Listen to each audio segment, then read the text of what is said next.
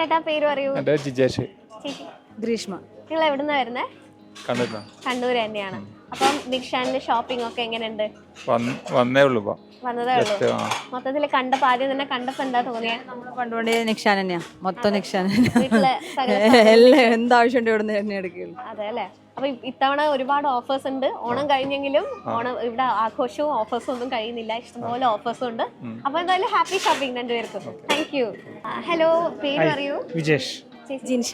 നിങ്ങൾ എവിടുന്നാ വരുന്നത്? മലപ്പട്ടം.